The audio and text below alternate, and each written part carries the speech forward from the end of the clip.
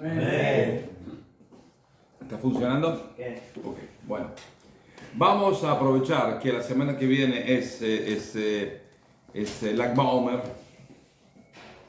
que es un día que a los cabalistas les gusta hacer lío. Y hay quien dice que Rabbi Shimon bar Yochai murió y Rabbi Shimon bar Yochai tiene una especie de conexión con el Zohar. Y el Zohar es uno de los pilares más importantes de la sabiduría de la Kabbalah. Por eso digo, vamos a dar algunas clases, 2 o 3 clases sobre la Kabbalah en general, cómo empezó, dónde se ve, dónde no se ve, y demás, y demás, y demás, ¿ok? Con su permiso. Entonces vamos a empezar así. Hay alguno que otro investigador y demás que tratan de decir de que la Kabbalah surgió en el pueblo de Israel más o menos en el fin de la época medieval. Estamos hablando del año 1100 en adelante, cuando empezaron a haber libros que hablan de la sabiduría de la Kabbalah y demás, se empieza a decir la palabra Kabbalah y la palabra secretos de la Torah y demás. Y entonces tardían mucho la sabiduría de la Kabbalah como una cosa que se inventó en esa época. No hubo una especie de cosa anterior a eso. Por supuesto están equivocados. ¿Por qué están equivocados? Porque si uno se fija en el primer libro de la Torah, el libro de Bereshit, uno ya ahí encuentra cosas que están ahí al borde, y más que al borde, de la sabiduría de la Kabbalah. Si se fija en el primer capítulo y el segundo capítulo, ¿qué tipo de Adán se creó? En el capítulo 1 dice una cosa, en el capítulo 2 dice otra cosa. ¿Qué tipo de Javá se creó? Hay 3 tipos de Adán y hay 3 tipos de Javá. Todo lo que tiene que ver con el libro de Bereshit, especialmente la creación del mundo, es algo que ya está ahí, más que insinuado, cosas que tienen que ver con secretos de la Torah. Está escrito de manera que un chico de 5 años lo puede leer, pero eso no significa de que el chico de 5 años va a entender los secretos de la Kabbalah que están ahí puestos entre versículo y versículo y dentro de los versículos. ¿Entendido? Entonces se ve ya al principio ya se ve una especie de revelación de secretos de la Torah en el libro de Bereshit y demás. No hay ningún... Después en la Torah misma, después vemos cosas que teóricamente están ahí basados en cosas que tienen que ver con Kabbalah. Por ejemplo, lo que dice en Parashat Vaishlach, que dice, estos son los reyes que reinaron en Edom antes de que reinó un rey en Israel. La explicación textual es, ¿quién fue el primer rey de Israel? A ver, preguntas al público. Shaul. No. Moshe. Moshe tenía autoridad de rey. ¿De dónde deduzco que tiene autoridad de rey?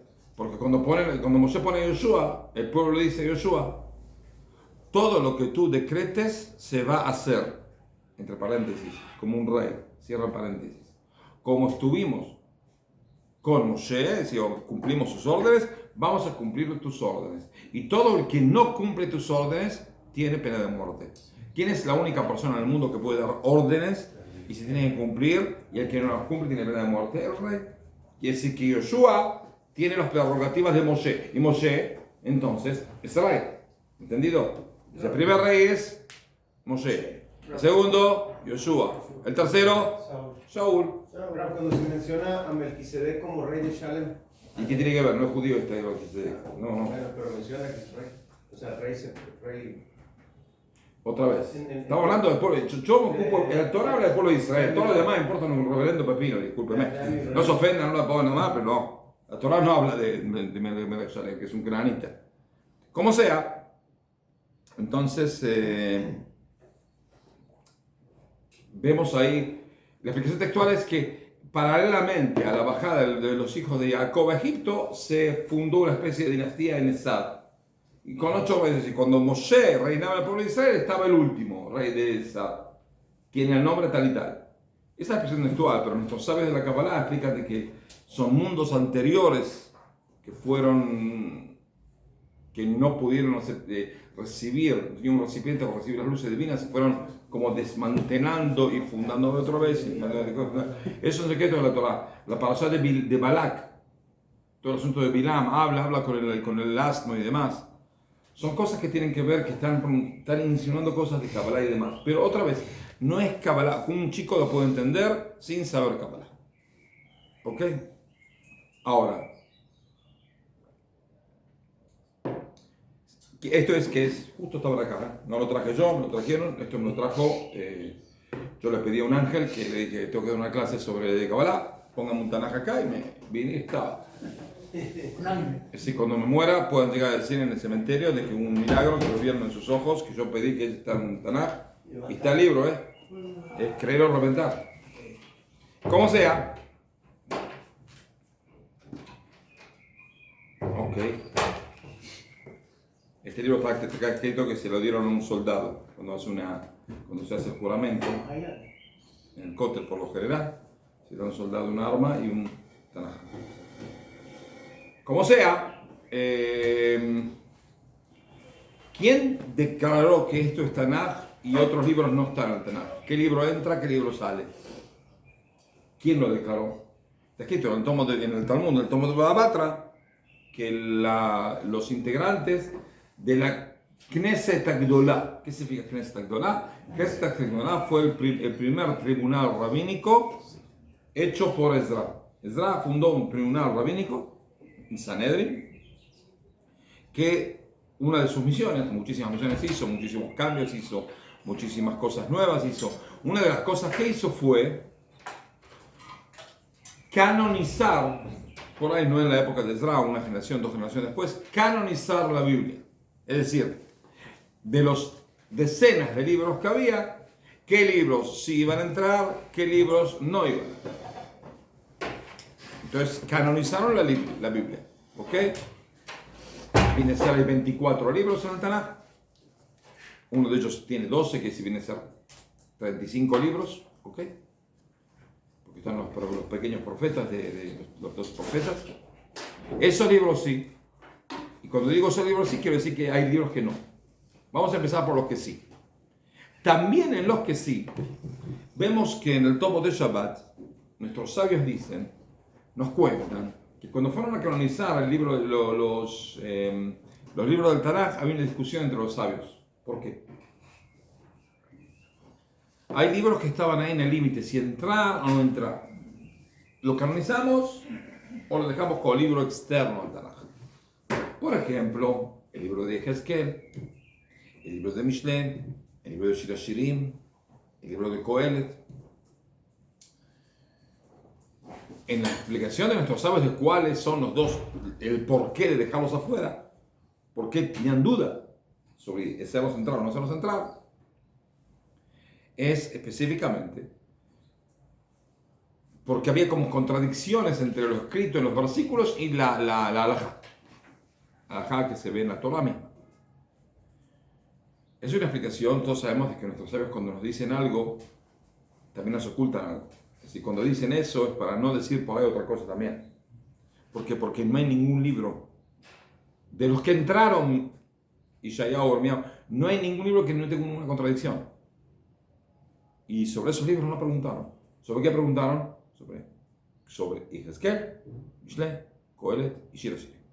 ¿Por qué? Yo pienso, sí, recibí de mi rabino y demás, que son libros que tienen una especie de base cabalística demasiado explícita. Libro de Ezequiel, 2 capítulos enteros sobre la revelación de lo que se llama la Merkavá, es decir, la carroza celestial, con detalles súper detallados de cómo, cuándo, dónde, qué se ve, qué no se ve. Nuestros sabios tenían una duda, no podían borrar esos capítulos. Es decir, o se entra todo el libro o se saca todo el libro. Y el problema está de que si la gente lee el libro de Ezequiel, por ahí, ¿qué pasa? Entiende torcido las cosas. Y si entiende torcido las cosas, es un problema. Por eso tratamos de ver, ¿lo hacemos entrar o no lo hacemos entrar? Bueno, entramos.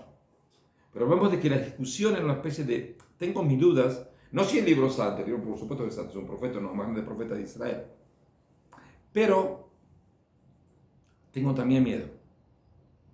Y con todo, por todas las sí cosas buenas, sí cosas que no tienen ninguna duda sobre el libro de Ezequiel, que no pueden provocar ningún daño, sino más, pueden ayudar al pueblo de Israel, entonces es otra.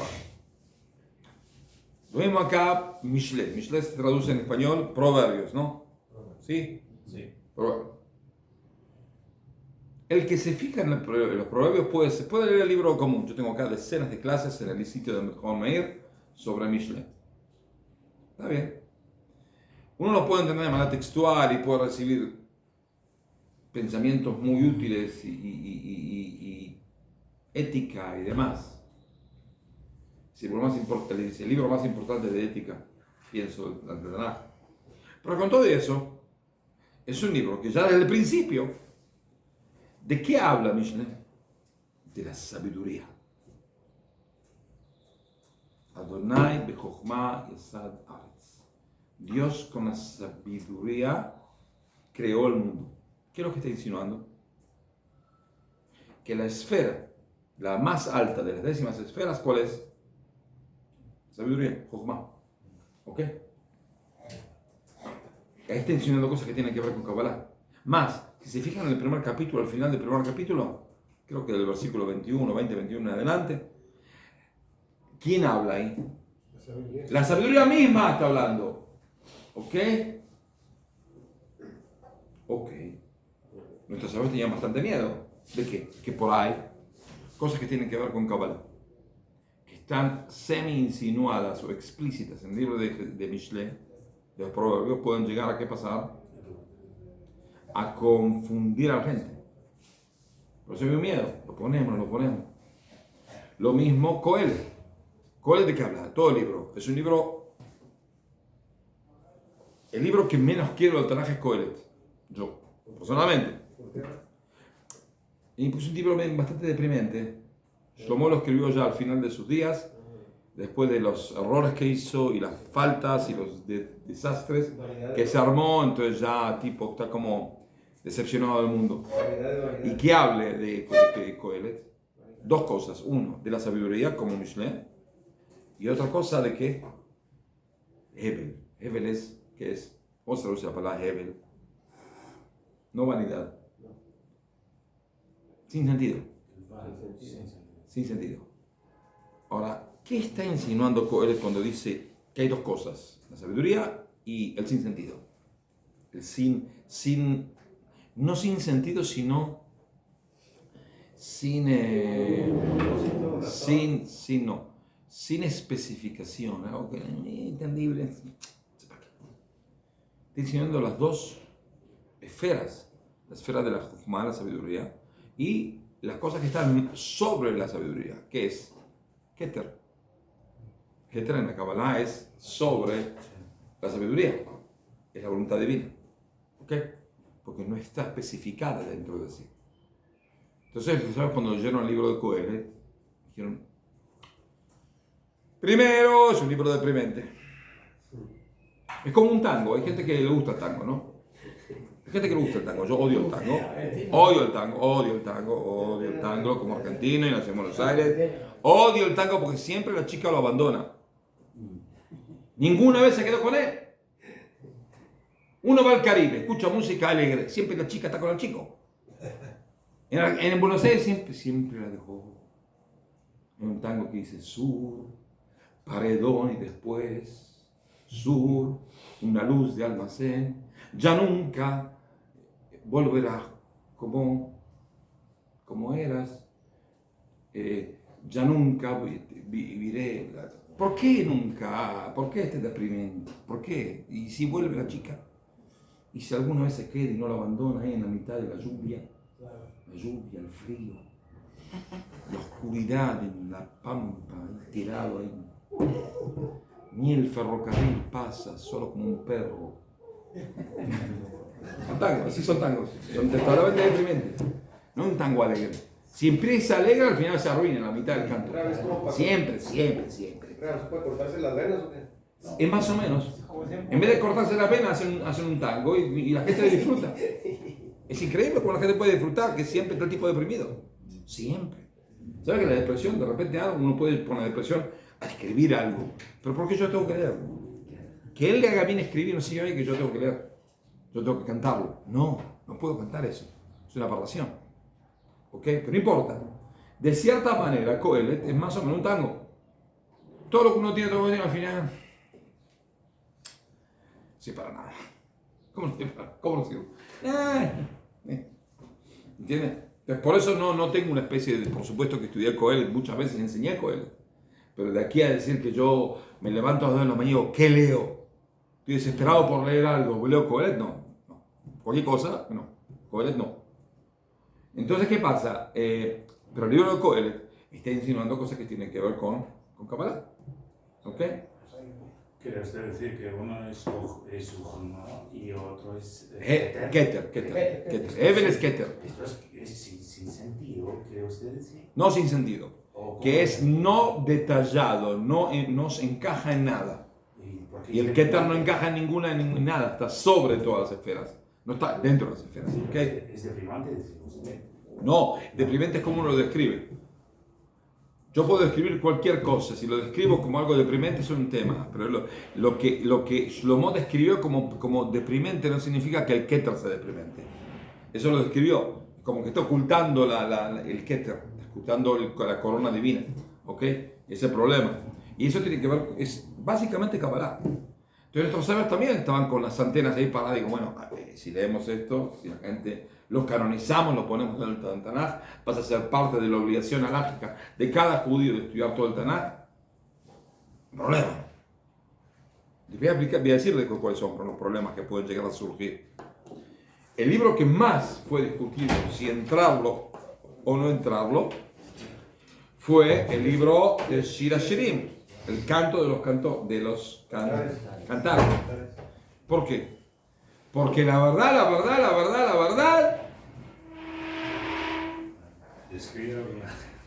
las descripciones son un poco demasiado gráficas, ¿no? Digo, ¿cómo describe a la chica? ¿Cómo la chica describe al chico? La chica describe al chico, no hay problema, pero que el chico, ¿cómo viene el asunto este? Demasiado gráfico, demasiado explícito, demasiado. Digo yo. Entonces, pero el asunto no es lo gráfico. En la Mishnah, en el tomo de Yadayim, nuestros sabios al principio decían que Shir HaShirim no metameta Yadayim. No se puede leer también con manos. No impurifica las manos. ¿Qué significa? Es un poco complicado, pero no importa. Significa que no tiene santidad. Es un libro que habla de amor entre un hombre y una mujer. No aparece el nombre divino, por supuesto. Y bueno, es un librito. Hasta que vino Rabbi Akiva. Rabbi Akiva dijo, todos los cantos son santos. Todos los libros son santos. Kodesh. Y Shir HaShirim, Kodesh Kodeshim. Lo santo de la santidad. El libro más santo. Y ahí se declaró la halajá de que Shir HaShirim pasa parte del Tanaj. Ya estaba dentro del Tanaj, porque Rabbi Akiva estuvo mucho más tarde que la Knesset Gdolá. Pero vino también una discusión. Lo hicieron entrar, pero tampoco nuestros sabios tampoco lo aceptaron tanto. Ahora, ¿por qué Shir HaShirim tiene que estar adentro? Teóricamente no aparece el nombre divino. No hay nada. Es decir, ¿qué es lo que veo? De que siempre al final el chico no se puede encontrar con la chica y la chica no se puede encontrar con el chico. Siempre, o él se va o ella se va y la gente no se entiende ni al chico ni a la chica y lo miran como dos locos que se buscan entre ellos y no se encuentran. Y bueno, ahí se termina más o menos el libro. Una especie de novela. Una novela de las españolas estas. Que uno planchaba la ropa y veía la novela. Así, No, pero es un lenguaje romántico, erótico. Es romántico y erótico. Erótico, por ahí nuestros sabios no estaban tan en contra. El problema está de que no tiene ningún sentido poner un libro santo. El Tanaj, la Biblia, es un libro de santidad. ¿Qué santidad ves ahí? Nada. Entonces,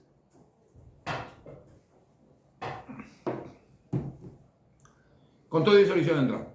¿Por qué lo hicieron entrar? ¿Cuál era el temor? El temor no eran las descripciones gráficas eróticas entre el hombre y la mujer, no.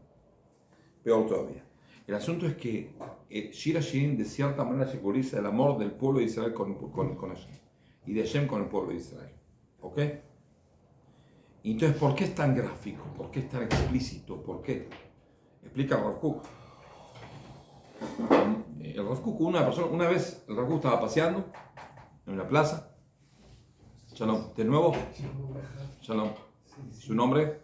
אני יעקב נאמון קורץ'. ¿De dónde? אני גר Rio de Janeiro, Brasil. Ah, en Brasil. Ok, siéntese. Ay, bueno, ok. Shalom, shalom. Están viniendo todos los brasileños, ¿saben por qué? Para que tenga dignidad para ganar el mundial. Pero como el maestro es argentino, entonces vamos a ganar nosotros el mundial. Ok, que esté bien claro. Como sea, Shir Hashirim es un problema. Las descripciones súper gráficas, súper de todo, no aparece el nombre de Dios, entonces ¿para qué se lo entra? Una vez me preguntó esa pregunta a Rav Kook, y es totalmente increíble lo que pasó ahí. Porque usted sabe, Rav Kook escribió, más o menos dejó 500.000 páginas escritas. Yo pasé decenas de miles, las vi, decenas de miles de páginas. Casi no tacha. Casi no tacha. Ahora vi la página en la cual aparece la explicación de él de por qué Shir Hashirim entró en los libros santos. Vi la página. Ahora, el tipo que lo cuenta dice, estaba el Rav Kook paseando, el Rav Kook siempre cuando iba con una tinta, es decir, una pluma con una tinta poco cerrada y un cuaderno para anotar. Siempre. ¿Por qué? Entonces se le ocurría algo y enseguida lo escribía, ahí seguía. Entonces uno le preguntó, Rabino, ¿por qué usted dice? Le pregunté una pregunta que yo pregunté, ¿por qué Shir Hashirim tiene que estar? ¿Qué tiene ahí? ¿Por qué lo hicieron entrar en la Biblia y demás? Entonces Rav Kook le dijo, espera un segundo, sacó la libreta, sacó la pluma, le escribió un prefacio al Shir Hashirim, toda la explicación, le sacó la hoja y le dijo, acá lo tenés. Y el tipo fue y enseguida se lo mostró al hijo y ahí salió, hay un libro que se llama Olat HaReya, que es un sidur de Rav Kook, y Olat HaReya, no es un sidur para leerlo, no es un sidur para rezar, dice Modé, Ani, Lefaneja, en 7 horas termina de rezar, más o menos, no es para rezar, pero tiene unas explicaciones muy profundas. Ahí cuando ella habla de Shir Hashirim, el hijo del Rav Kook hizo entrar ese manuscrito, yo vi el manuscrito. Es totalmente inconcebible que una persona pueda llegar a escribir eso, 25, 30 renglones, que le preguntaron a la mitad de una plaza, sin tachar una sola vez, sin marcar sin un error, es decir, una especie de ¿cómo se dice? Que uno escribe con una especie de iluminación divina. Acá lo tenés. No es normal. Es anormal de todo. Como sea, ahí que es lo que explica, de que Shir Hashirim, ¿quién es el que reconoció el nivel de Shir Hashirim? Rabbi Akiva. ¿Por qué Rabbi Akiva justo es el que reconoció y otros no? Porque Rabbi Akiva amaba a su esposa y conoció qué fue el amor.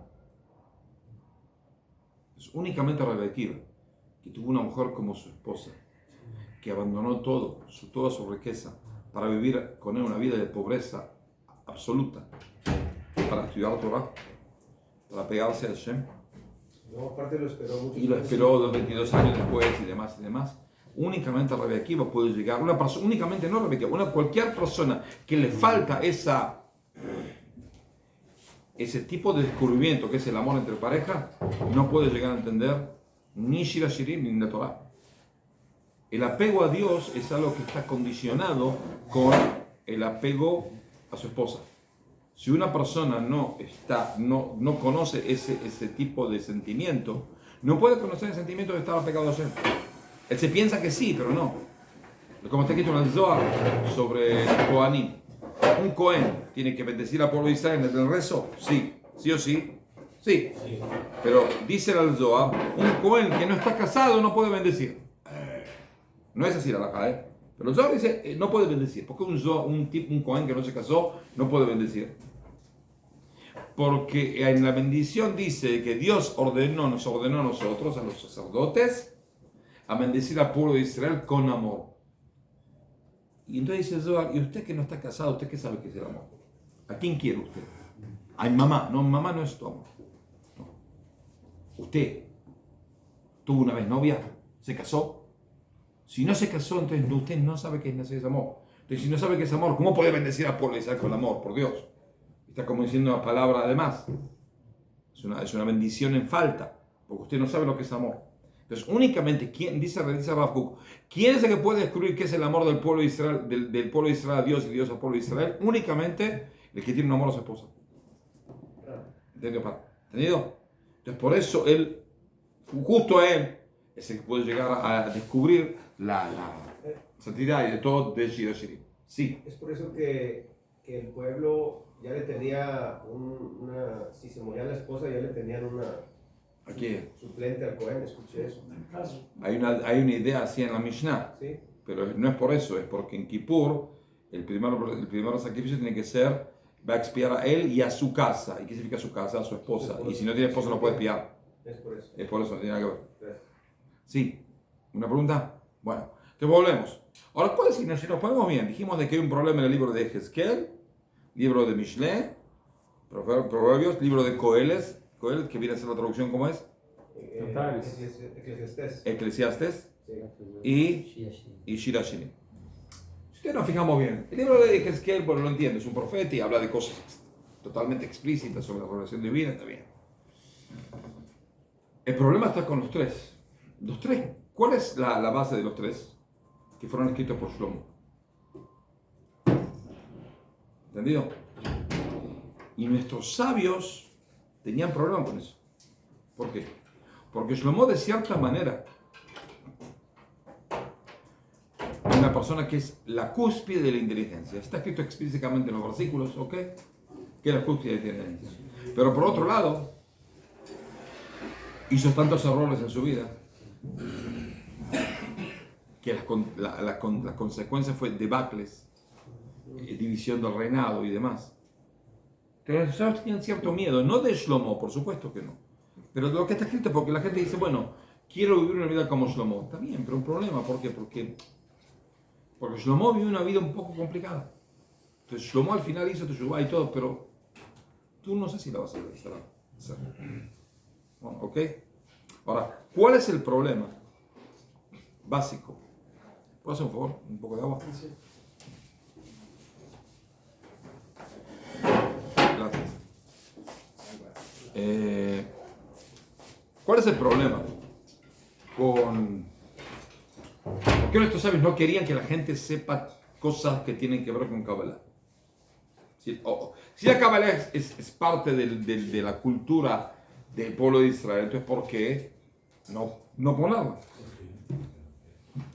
Porque hay mucho peligro. ¿Cuál es el peligro? El peligro puede ser así. Para entender el peligro hace falta entender otra Gemara, que ahora me acuerdo. En el tomo de Haigá, en el Talmud, en el tomo de Haigá, nos cuentan que hay 4 sabios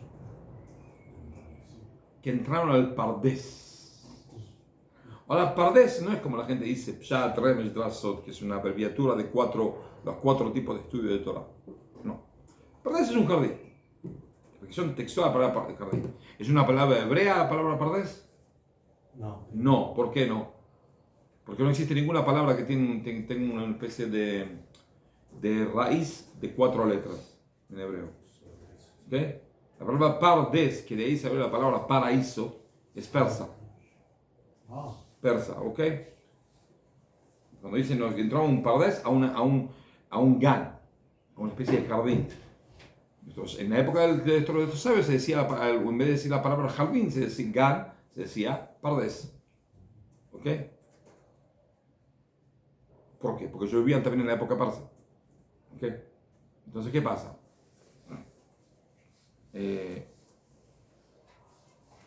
Entonces, dicen así, que Rabbi Akiva hizo entrar a 3 de sus compañeros con él a una especie de jardín espiritual. ¿Quiénes son los 4? Ben Azai, que hay quien dice que fue el yerno de Rabbi Akiva por un tiempo.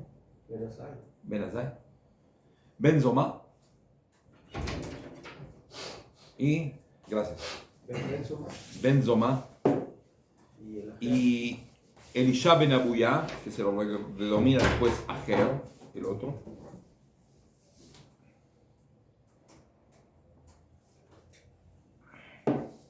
Y Rabbi Akiva, los 4. Entraron en ese jardín espiritual, o sea, como sea. Ahora, Rabbi Akiva les dijo, vamos a entrar a elevarnos espiritualmente. Nada más les advierto algo. Cuando ustedes ven una especie de mármol puro, no digan la palabra agua, agua. ¿Se te quitó la cámara? ¿Y qué pasó? ¿Cuál fue la consecuencia de esa entrada a una especie de elevación espiritual muy elevada? Las consecuencias fueron desastrosas. Ben Azai, que era uno de los más grandes rabinos, murió. Ben Zoma, otro de los rabinos que entraron con Rabbi Akiva, se enloqueció. Se le rebotó la cabeza, está. Quedó ahí, como se dice, totalos, que hasta ayer. Otro, Elisha Ben Abuya, se hizo hereje. Llegó a la herejía y abandonó toda la Torah y el cumplimiento de las mitzvot y también su identidad nacional. Es decir, era se convirtió en romano, pero romano sabiendo casi toda la Torah, era uno de los más grandes rabinos de esa época, de su generación. Y el único que entró en paz y salió en paz es Rabbi Akiva. Ahora hay que entender cómo viene el asunto. Ben Azai, ¿por qué Ben Azai entró y murió? Porque Ben Azai no se casó. ¿Por qué no se casó? Te quito una mala. Porque estaba tan apegado a la Torah que sentía que si se casaba y tenía que estar 15 minutos en su casamiento, se sentía como que se moría. Y hay quien dice, ¿puedo ver una silla, señor? Hay quien dice de que se casó con la hija de Rabbi Akiva, y por supuesto ni bien se casó, al otro día se divorció. ¿Por qué? Porque no entendía qué hago ahora. Sí, no tenía nada que ver el tipo. Y por eso, al no estar completo espiritualmente, que es el casamiento, al no convivir una vida conyugal como tiene que ser, entró en esos secretos y se murió. Y el otro es Ben Zoma. Ben Zoma se enloqueció. No murió, pues se enloqueció. Parece que sí estaba casado por lo menos, pero se enloqueció. Ahora dicen esto, ¿sabes por qué lo llaman Ben Zoma y no Rabbi Ben Zoma? Lo ponen el nombre del padre, Ben Zoma, el hijo de Zoma, y no tiene nombre, no. Porque no lo declararon Rabbi. No le permitieron ser participantes del Sanedrin. ¿Ok? No nombraron Rabbi.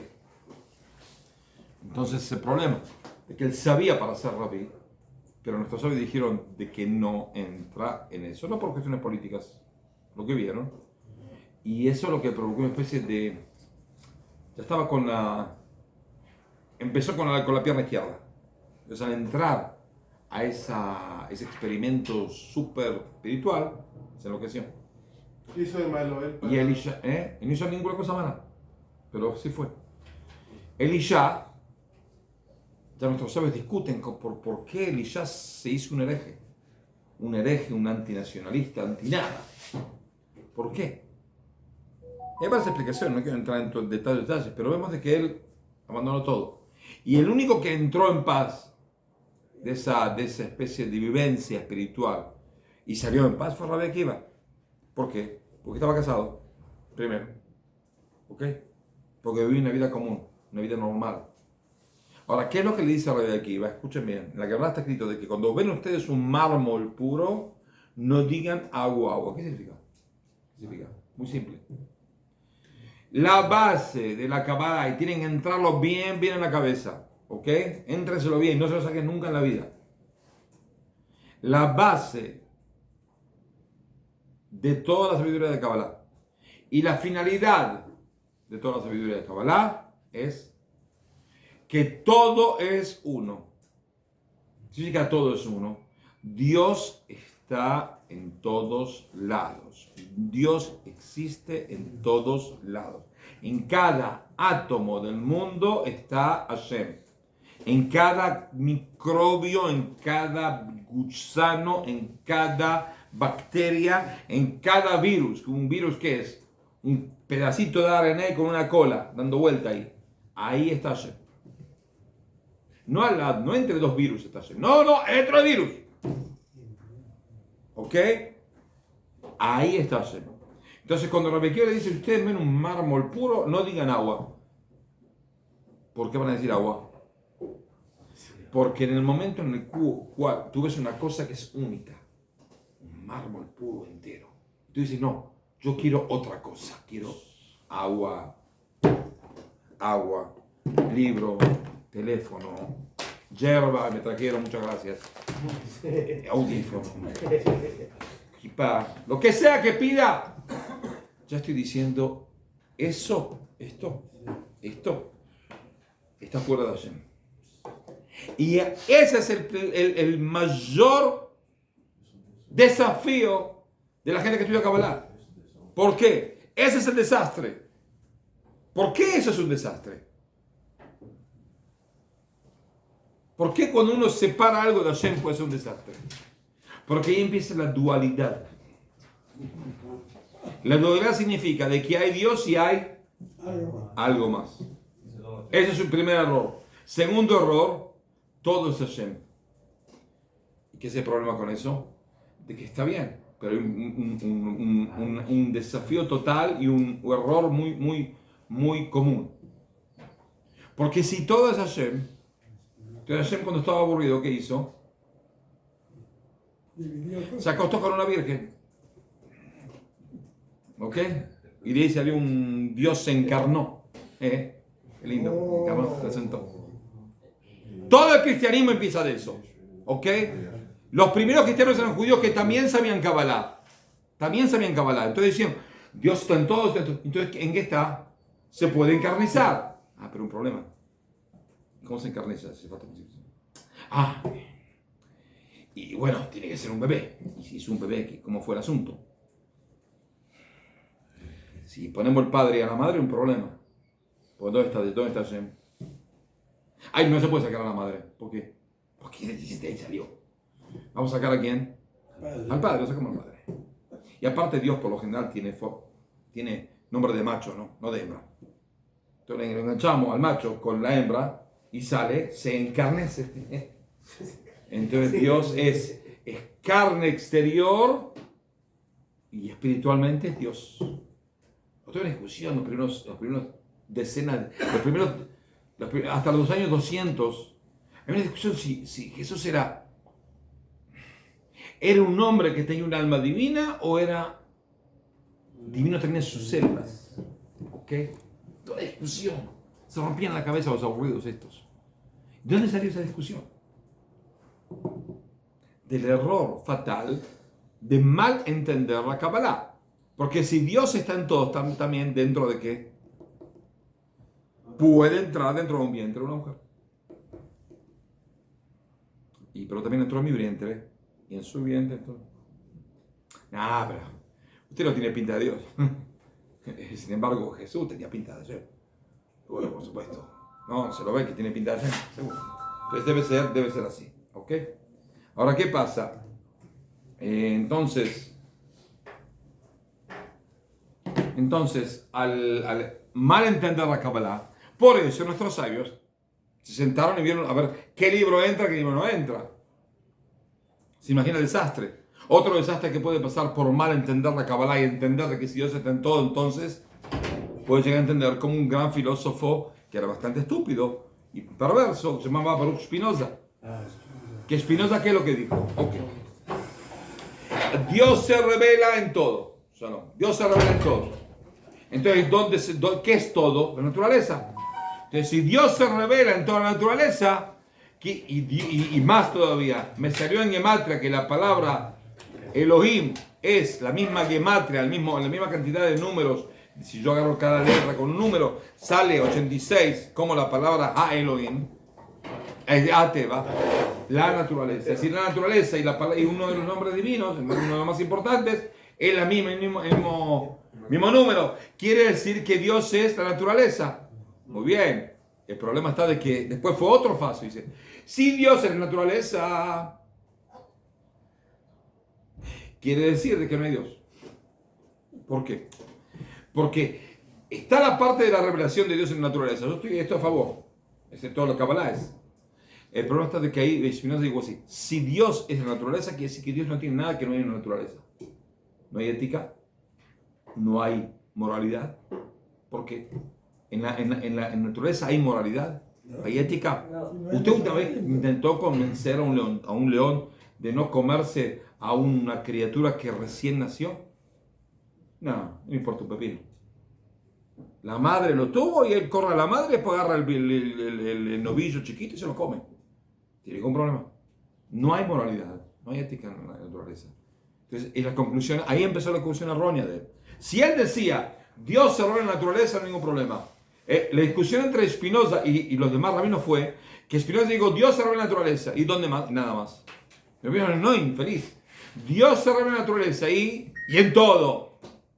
En la ética, en la personalidad, en la vida común y demás, y por eso tiene leyes y puede ordenar. Si Dios está limitado a las naturalezas, yo nunca voy a cumplir una orden que voy a recibir de un elefante. Vamos a decir que un elefante me dice, señor David, usted tiene que hacer tal cosa. ¿Qué es lo que le digo? Matate. Usted me puede amenazar con la trompa y me puede matar. Pero yo a usted no le debo nada. Ese es el problema, ese es el error. Entonces, un error es ver a Dios como se puede encarrizar y puede llegar de ahí sale el cristianismo, de cierta manera. Otro error puede ser Spinoza, que entendió de manera muy parcial la revelación de Dios. Dios se revela en la naturaleza. ¿Y dónde más? En ningún lado más. No, infeliz, se revela muchas cosas más. La naturaleza es una de las revelaciones divinas. Otro problema es si Dios se revela en todo, entonces tiene que ser, Dios se revela también ¿dónde? En mi pecado.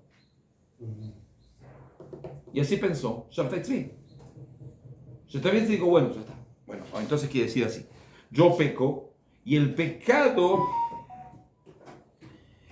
es, ¿por qué peco?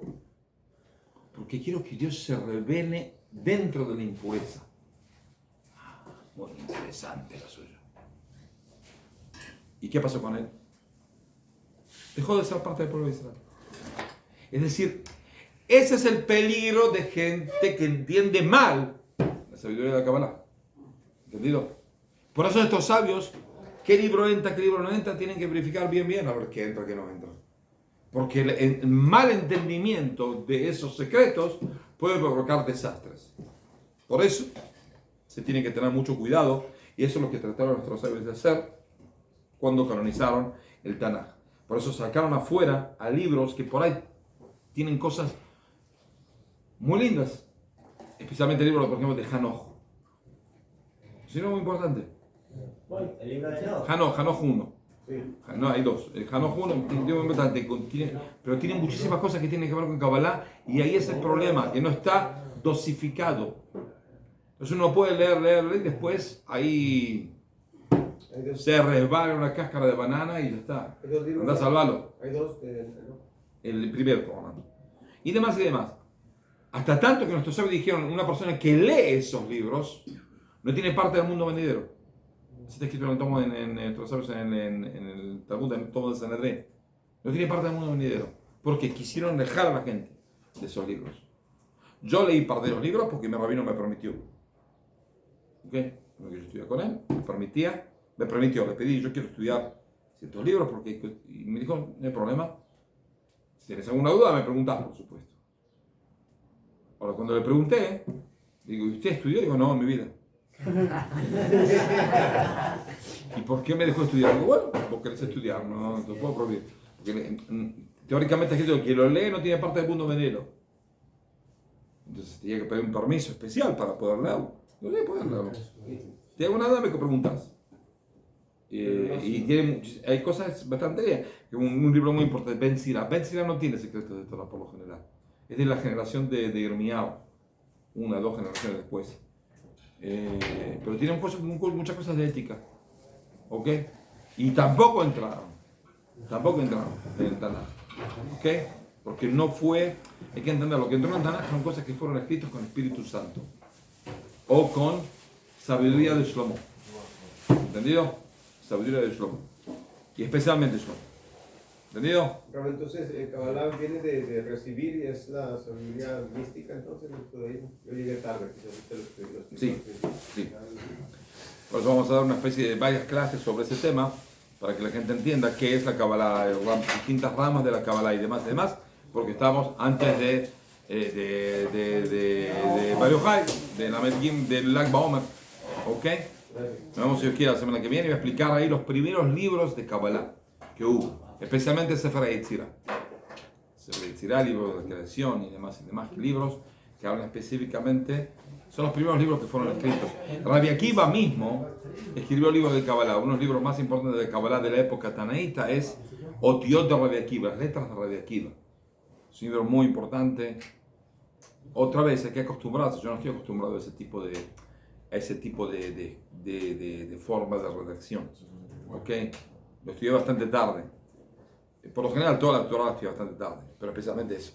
Entonces, al no estar acostumbrado a medio me cuesta. Pero es un libro muy importante. ¿Cómo se llama el libro de Rabbi Akiva? Otiot de Rabbi Akiva, las letras de Rabbi Akiva. Otiot.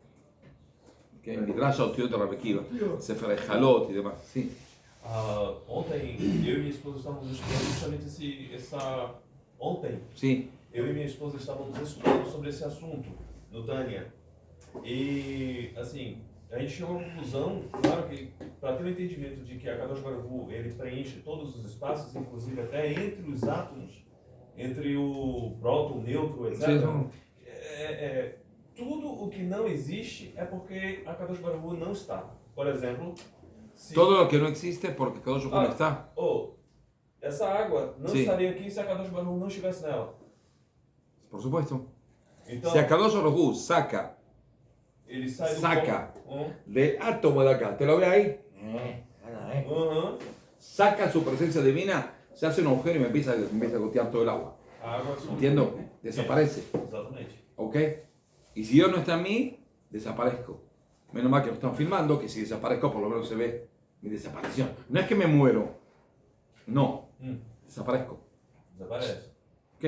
Desintegración. Recuerdo cuando yo era chico había películas de ciencia ficción que tiraron cosas y se desintegra. Así es. Eu posso Sin que tire. Então eu posso concluir então que o texto que fala que a Kadosh Baruch Hu renova todas as coisas, todos os dias. Todos los microsegundos, Akadosh Baruj Hu crea el mundo de vuelta. ¿Ok? Toda. Bueno, ok, hasta acá llegamos esta vez. Nos vemos la semana que viene. Nomás para aclarar que Baruch Espinosa no era cabalística, solo... No, estudió Kabbalah. Estudió Kabbalah y la entendió como la cara de él. El problema. Se conoce como más filósofo que cabalista. Sí, pero él estudió Kabbalah y la entendió mal. Ese es el problema. Gente que estudia Kabbalah la entiende mal. Si todo es Hashem, quiere decir que ¿dónde está Hashem?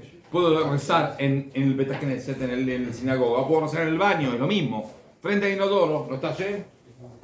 Pero ¿cómo vas a rezar en el inodoro? Y sí, todo es Hashem. Es lo mismo, todo lo mismo. No, todo es lo mismo. Ok, no es todo lo mismo. No es lo mismo en el templo que fuera del templo. No es lo mismo dentro del templo y dentro del lugar más santo del templo. No es lo mismo Eretz Israel que la diáspora. No es lo mismo la tierra que Saturno. No es lo mismo. No se revela de manera distinta, pero está en todos lados, por supuesto. Se puede decir que nosotros... ¿Qué? Porque, assim como existe parte diferente do nosso corpo, mas o mais importante de todos, além de toda a parte do corpo, é o cérebro. La parte más importante, seguro, se puede hacer. No Bet HaMikdash tem o Kadosh Kedoshim.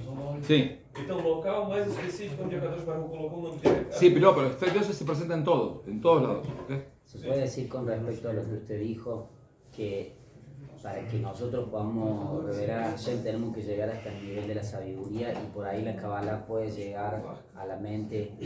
No, uno puede percibir a Hashem sin saber nada. por el solo hecho de la percepción, de una especie de estar preparado a percibirlo. Por supuesto que entender esa percepción hace falta para eso el Torah.